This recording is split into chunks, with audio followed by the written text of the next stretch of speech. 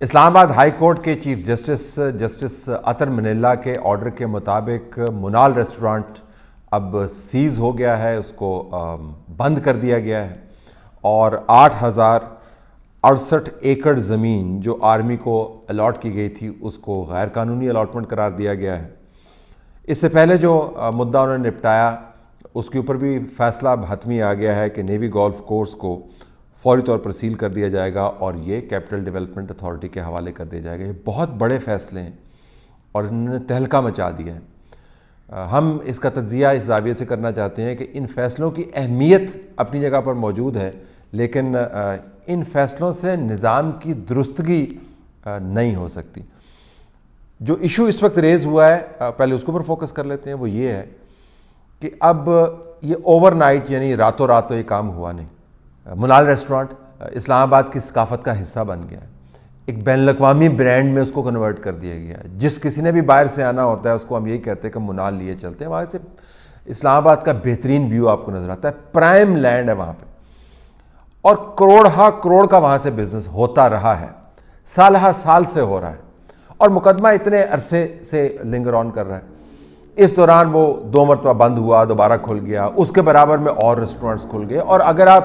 اسلام آباد سے نہیں ہیں یا آپ نے اس علاقے کا دورہ نہیں کیا تو کبھی آپ اس جگہ پر جائیں تو آپ کو پتہ چلے گا، اب تو خیر وہ بند ہو گیا، کہ وہاں پر رش کا عالم کیا، تل دھرنے کی جگہ نہیں ہوتی۔ اچھا، یہ سب کچھ جو ہے یہ مریخ پر نہیں ہو رہا تھا، یہ سب کچھ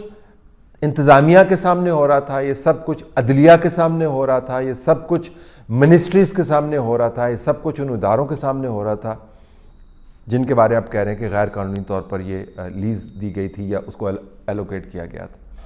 تو بنیادی سوال تو یہ ہے کہ جب سب کچھ ہو رہا تھا تو یہ تمام لوگ کیا سوئے ہوئے تھے؟ ان کو نظر نہیں آ رہا تھا کہ وہاں پر غیر قانونی قبضہ ہے، یا جن کے اوپر قبضے کا الزام لگایا گیا ہے کیا ان کو پتہ نہیں تھا کہ یہ غیر قانونی چیز ہے؟ تو جب آپ کسی معاملے کو اتنا طول دے دیتے ہیں، وہاں پر اتنے فوائد یا ویسٹڈ انٹرسٹ کو ڈیولپ کروا دیتے ہیں، اور اس کے بعد پھر ایک فیصلے کے ذریعے معاملات کو درست کرنے کی کوشش کرتے ہیں، تو سوال یہ اٹھتا ہے کہ پہلے یہ نظام کیا کر رہا تھا؟ جو نیوی کا گولف کورس ہے اس کے بارے میں بھی یہی ایشو ہے۔ اور جب ہم سی ڈی اے سے بات کرتے ہیں، وہ کہتے ہیں جی ہم تو ان معاملات کے اندر پہلے سے الجھے ہوئے تھے، ہم نے اس کے اوپر اپنا سٹینڈ بھی لیا، نیول گولف کورس کے اوپر بھی لیا، منال کے اوپر بھی لیا، لیکن اصل معاملہ جو ہے کہ منسٹری نے مثلاً جو انوائرمنٹل پروٹیکشن ایجنسی ہے جو ماحولیات کے منسٹری کے نیچے آتی ہے، ان کو آبجیکشنز ریز کرنے چاہیے تھے۔ یہ نیشنل پارک کا حصہ ہے جہاں پر یہ منال بنایا، دوسرے ریسٹورانٹس بنائے گئے، وہ کس طرح نیشنل پارک کی زمین کو آپ ویسے تو بڑی باتیں کرتے ہیں ماحولیات کی، اتنے میں نے درخت لگا دیے، میں نے یہ کر دیا اور دنیا ہمیں فالو کر رہی ہے، یہاں پر کیا نظر نہیں آ رہا کہ اتنی بڑی وائلیشن جو ہے ناک کے نیچے ہو رہی ہے، تو منسٹری آپ کی خاموش بیٹھی، تو سی ڈی اے اپنی جان چھڑا دیتی۔ ان سے پوچھے تو وہ کہتے ہیں جی اس کے اندر اتنے ویسٹڈ انٹرسٹ ہے، منسٹری کہتے ہیں جی ہمارے تو پر جلتے ہیں، ہم تو اس کو ہاتھ نہیں لگا سکتے۔ اب چیف جسٹس عطر منیلا صاحب نے یہ کام کر دیا ہے اور تاریخ رقم کر دیا ہے، جو پہلے لوگوں نے کام نہیں کیا انہوں نے یہ کام کر دیا، لیکن یہ تو ایک وقتی تسکین ہے۔ اسلام آباد کی آپ ہر سڑک کے اوپر چل جائیں، ہر فٹ پاتھ کے اوپر چلے جائیں، آپ کو انکروچمنٹ میں دکھا دیتا ہوں۔ آپ ایلیٹ گھروں کے اندر چلے جائیں، آپ کو انکروچمنٹ دکھا دیتا ہوں۔ پہلے ثاقب نثار صاحب کو ایک مرتبہ شوق چڑھا تھا کہ ہم نے جو بیریئرز ہیں یہ ریموو کروانے، لا اینڈ آرڈر کنٹرول نہیں کرتے، بیریئرز ریموو کروانے ہیں جو لوگوں نے پروٹیکشن کے لیے لگوائے ہوئے، تو بیریئرز ریموو کروانے شروع کر دیے۔ جو کم طاقتور علاقے ہیں یا نیبرہڈ ہیں اسلام آباد کے، وہاں سے بیریئر سارے ریموو ہو گئے، سی ڈی اے کے انہوں نے کباڑ خانے میں ڈال دیے۔ جو طاقتور علاقوں کے یا نیبرہڈز ہیں جہاں پہ طاقتور لوگ رہتے ہیں، وہاں پر بیریئرز ابھی بھی موجود ہیں۔ آپ چلیں میرے ساتھ، میں آپ کو دکھاتا ہوں، سپریم کورٹ کا آرڈر ہے۔ اچھا، اس سے پہلے یہ بھی ہوا تھا کہ سڑکیں ہم نے خالی کروانی ہے اور فٹ پاتھ ہم نے خالی کروانی ہے، جا کے دیکھ لیں آپ نے کتنی سڑکیں خالی کروائی ہیں، کتنے فٹ پاتھ خالی کروائے ہیں۔ وقتی تسکین ہوئی کہ اپارہ میں ISI کے سامنے جو سڑک بند کی گئی تھی اس کو کھول دیا گیا، لیکن وہ وقتی تسکین تھی۔ اسلام آباد کے اندر انکروچمنٹس جو ہیں ابھی بھی موجود ہیں، نظام جو ہے وہ طاقتور لوگوں کو سپورٹ کرتا ہے، اور ویسے اگر آپ نے انکروچمنٹس خالی بھی کروا دی، جو اصل انکروچمنٹ ہے جو نظام کی درستگی ہے، جسٹس صاحب کو یہ کام کرنا ہی نہ پڑتا اگر وقت کے اوپر تدبیر ہوتی، وقت کے اوپر تاکید ہوتی، وقت کے اوپر تنقید کی اجازت ہوتی۔ اصل انکروچمنٹ جو ہے وہ زمین کی نہیں ہے، وہ ہزاروں ایکڑ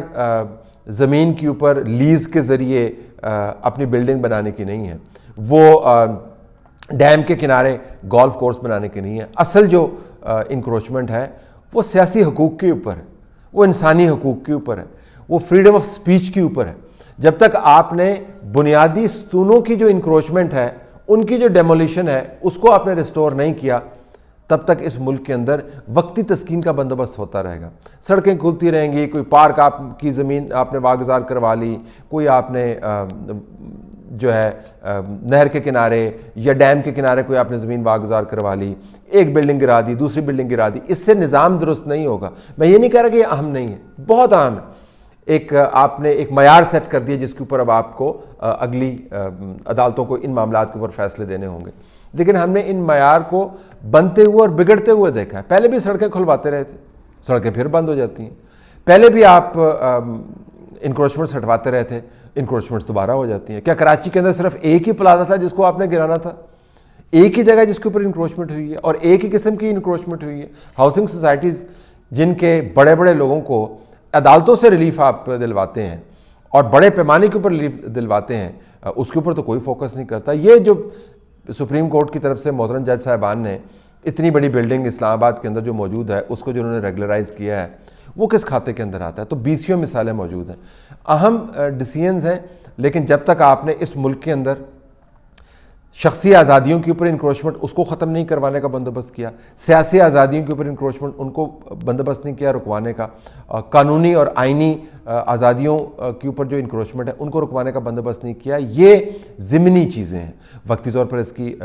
بڑا دھوم دھڑکا ہوگا، اس کے اوپر بڑا نام بنے گا، تاریخ بنے گی اور واہ واہ ہوگی، لیکن ایونچولی اس میں سے کچھ نکلے گا نہیں۔ ہم پہلے بھی یہ معاملات دیکھ چکے ہیں، یہ مانتے ہوئے کہ بڑے سگنیفیکنٹ ڈیسیژنز ہیں۔ گزارش یہ کہ اس نظام کے اندر جب آپ نے عدالت کے علاوہ جو چیکس اینڈ بیلنسز ہیں ان کو ریسٹور نہیں کیا تو یہ نظام درست نہیں ہو سکتا۔ اور وہ چیکس اینڈ بیلنسز جو ہیں ان کی انکروچمنٹ پر کوئی بات نہیں کرتا، مسنگ پرسنز پر کوئی بہت بڑی ڈیبیٹ نہیں ہوتی، میڈیا کی آزادی کے اوپر جو قدغن لگی ہوئی ہے اس پر کوئی ڈیبیٹ نہیں ہوتی۔ میں عدالتی اس کی بات کر رہا ہوں، جو سیاسی پارٹیوں کے بارے میں جو فیصلے ہوتے ہیں، اسی اسلام آباد کے اسی عدالتی نظام میں سے یہ فیصلے نکلے ہیں جس نے ملک کے اندر ایسا گھمسان کا ایک رن بنا دیا ہے کہ پتہ نہیں چلتا کہ ہم آ رہے ہیں یا جا رہے ہیں۔ جب تک آپ نے یہ معاملات درست نہیں کیے تو بس حد احترام جسٹس منلہ صاحب جو ہیں قابل محترم 3-1 جسٹس منلہ صاحب جو ہیں وہ قابل احترام شخص ہیں، ہم ان کو بہت عرصے سے جانتے ہیں، لائر موومنٹ کے اندر ان کو ہم نے کام کرتے ہوئے دیکھا ہے، ان کے ساتھ ہم نے کام کیا، ان کا لیگل پروفیشن ہمارے سامنے ہے، لیکن یہ وقتی تسکین، اصل معاملات یہ نہیں ہے۔ اصل معاملہ تو آپ نے دیکھنا یہ ہے کہ جب طاقت کا سارا نظام ہی سر کے بل کھڑا کر دیا گیا ہے تو ایک زمین کا ٹکڑا اگر آپ نے واپس دلوا بھی دیا تو اس سے نظام کی صحت پر کوئی اثر نہیں پڑتا۔ اس کی طرف توجہ دیتے ہوئے بہرحال ٹائم لگے گا، دیکھتے ہیں کہ وہ معاملات بھی ٹیک اپ ہوتے ہیں نہیں۔ فی الحال تو زمینوں کو واگزار کرانے کے معاملات جو ہیں ان سے ہیڈ لائنز بن رہے ہیں۔